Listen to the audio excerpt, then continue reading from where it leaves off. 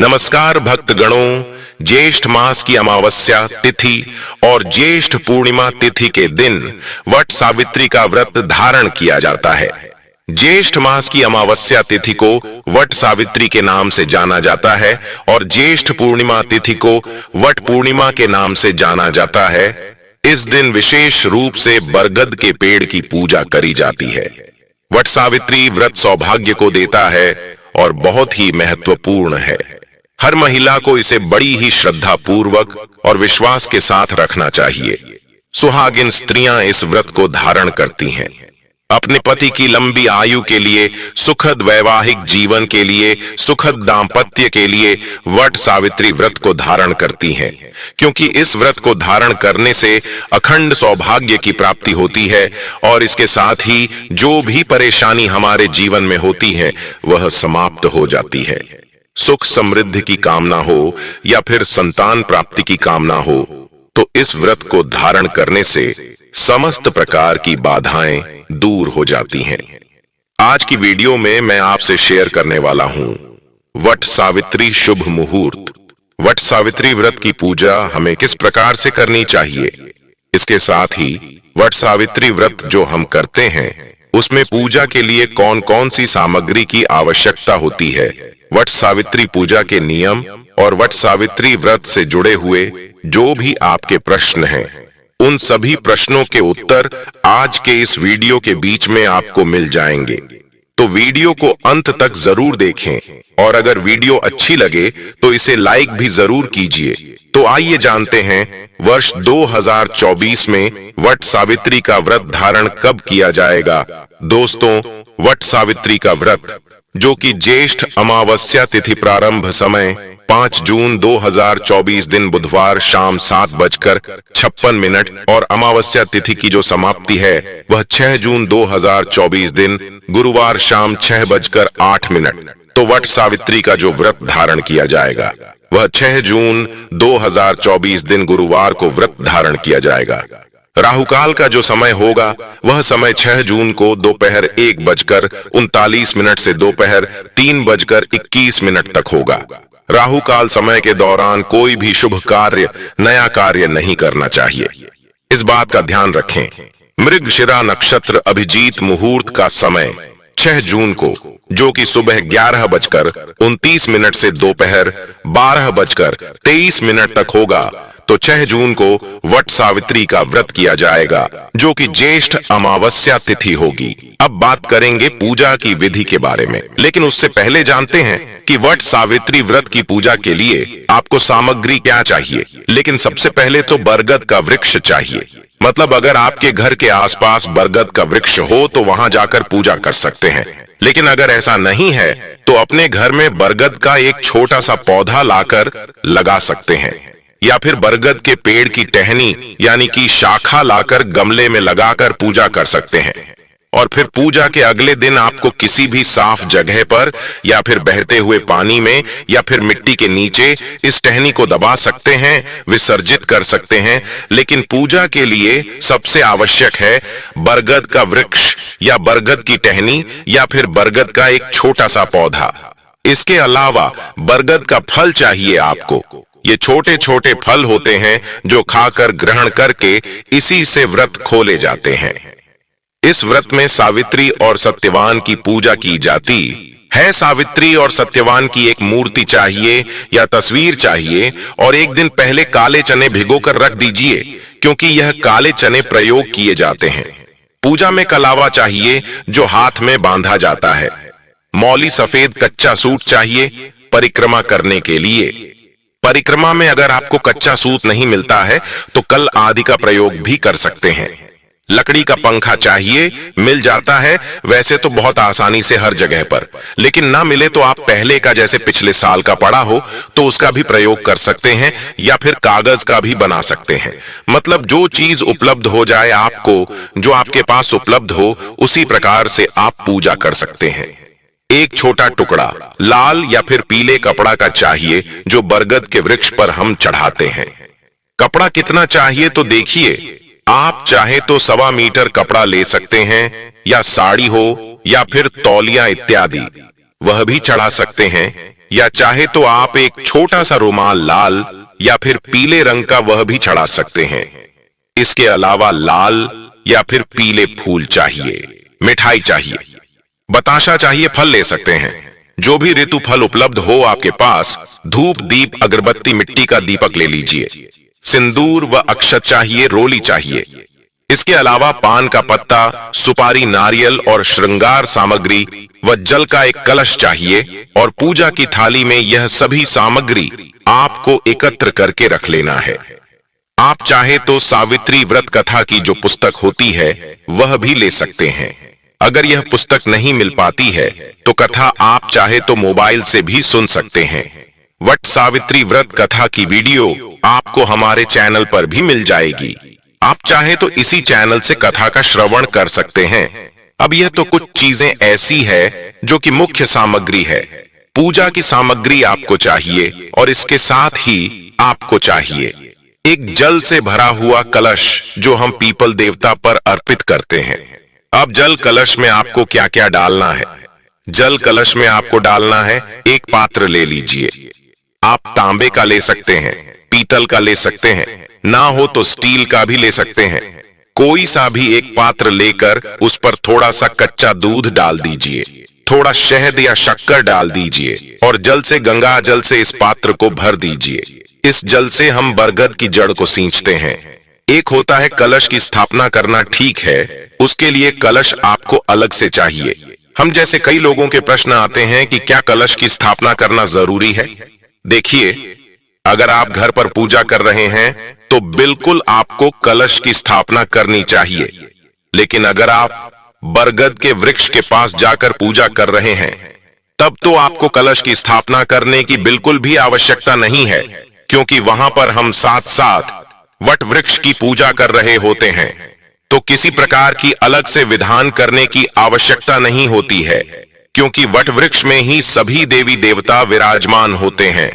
सावित्री, सत्यवान या फिर ब्रह्मा, विष्णु, महेश, इसके अलावा और भी जितने भी देवी देवता हैं वह सभी वट वृक्ष में ही निवास करते हैं। ऐसे में किसी प्रकार के आवाहन की या विसर्जन की आवश्यकता नहीं होती है। लेकिन घर में पूजा करते हैं तो आवाहन भी करना पड़ता है और विसर्जन भी करना पड़ता है। बस इसी बात का अंतर होता है घर में पूजा करने का और बाहर वट वृक्ष के पास जाकर पूजा करने का। अब बात करते हैं पूजा विधि के बारे में। तो देखिए, वट सावित्री व्रत के दिन आपको सुबह जल्दी उठना होता है। प्रयास कीजिए थोड़ा ज्यादा जल्दी उठ जाइए ताकि आप सही समय पर नहा धोकर तैयार हो पाए।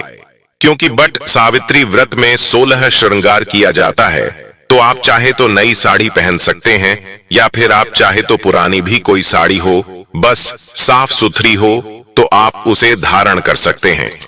पवित्र कपड़े पहनकर और हमें वट वृक्ष की पूजा करनी चाहिए। इसके अलावा पूजा की जितनी भी सामग्री है एक दिन पहले से ही आप तैयार करके एक जगह पर एकत्र करके रखिए, ताकि जब हम अगले दिन पूजा के लिए जाते हैं, बट सावित्री व्रत की पूजा के लिए जब आप जाएंगे तो आपको बहुत ज्यादा परेशानी नहीं होगी। सामान आपका एकत्र होगा तो आप बस तैयार होंगे और उसके बाद जाकर पूजा कर लेंगे। तो बरगद के वृक्ष के पास जाकर आपको सबसे पहले बरगद के वृक्ष को प्रणाम करना होता है, क्योंकि इसमें सभी देवी देवताओं का वास होता है। तो सबसे पहले प्रणाम कीजिए। फिर जो भी सामग्री आप लेकर गए हैं, हर सामग्री को वट वृक्ष के पास रखना होता है और फिर वट वृक्ष में आपको हल्दी और चावल का लेपन जो होता है उससे छापे लगाने होते। अपनी उंगलियों से 5 उंगलियों से छापे लगा दीजिए। आप चाहे तो तिलक भी कर सकते हैं। जैसे हल्दी और चावल का लेपन आप नहीं बना पाते हैं तो सिर्फ हल्दी का घोल बना लीजिए, क्योंकि शुभता होती है हल्दी में, उससे हम छापे लगाते हैं वट वृक्ष में। और इसके बाद वहीं पर, मतलब जहां पर आप छापा लगाते हैं वहीं पर रोली से तिलक करते हैं और फिर सावित्री और सत्यवान की मूर्ति या फिर प्रतिमा जो भी आप लेकर गए हैं वहीं पर स्थापित कर दीजिए। अब आपकी पूजा प्रारंभ हो जाती है। सबसे पहले आपको जल अर्पित करना है बरगद के वृक्ष में। इसके बाद सिंदूर से, रोली से, हल्दी से तिलक कीजिए। फिर वस्त्र अर्पित कर दीजिए, जो भी आप वस्त्र लेकर गए हैं, और जैसे आप वट वृक्ष की पूजा कर रहे हैं, बिल्कुल उसी प्रकार से सावित्री और सत्यवान की भी पूजा आपको करनी है। धूप, दीप, पुष्प इत्यादि अर्पित करना है। इसके साथ ही तिलक करना है, वस्त्र अर्पित करना है, और फिर सावित्री को 16 श्रृंगार की सभी वस्तुएं अर्पित कर दीजिए।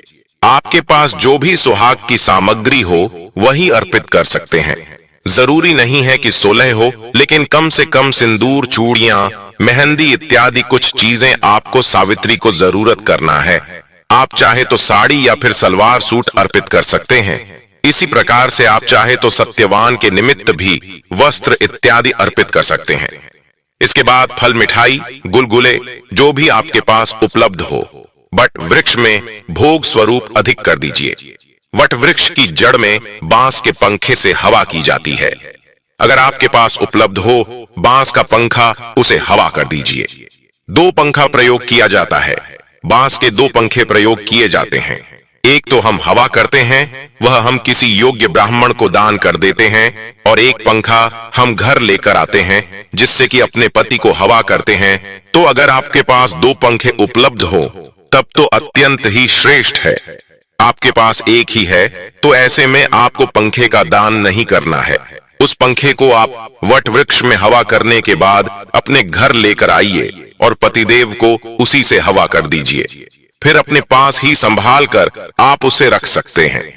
पूजा करते समय आपको सावित्री, सत्यवान का ध्यान करते रहना है, उनके नाम का स्मरण करते रहना है, और अपने अखंड सौभाग्य के लिए, अपने दाम्पत्य जीवन को सुखमय बनाने के लिए प्रार्थना करते रहना है। ऐसा ना हो कि विधि विधान में हम यह चीजें भूल जाएं।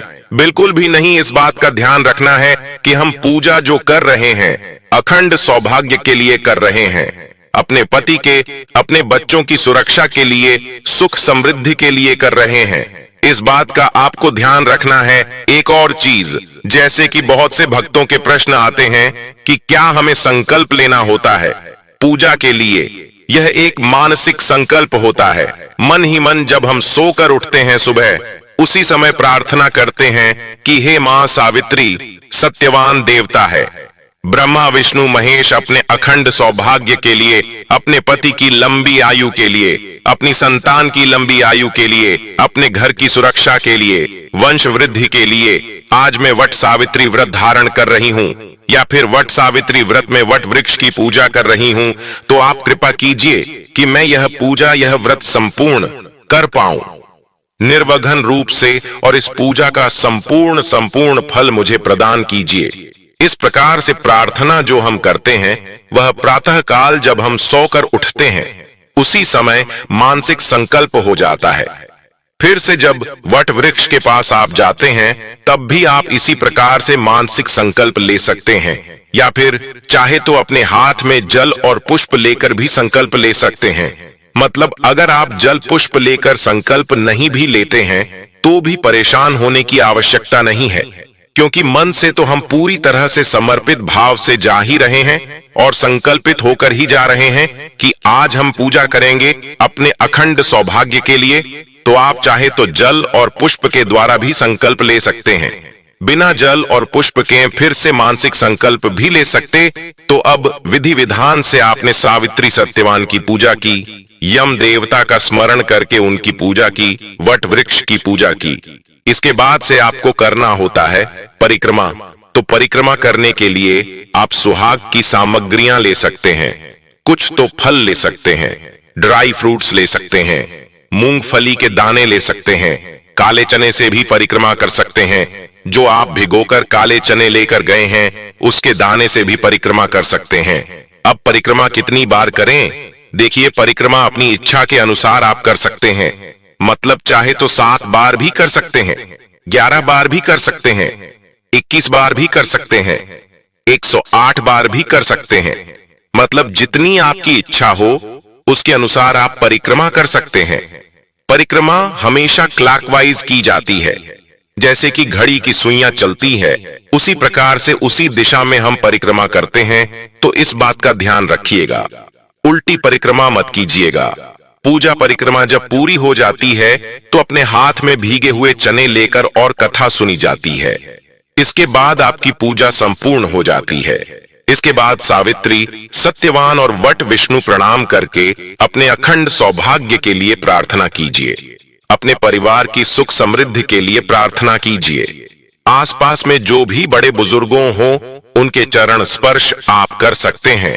महिलाएं एक दूसरे को सिंदूर लगाती हैं। आप सिंदूर जरूर लगाइए एक दूसरे को।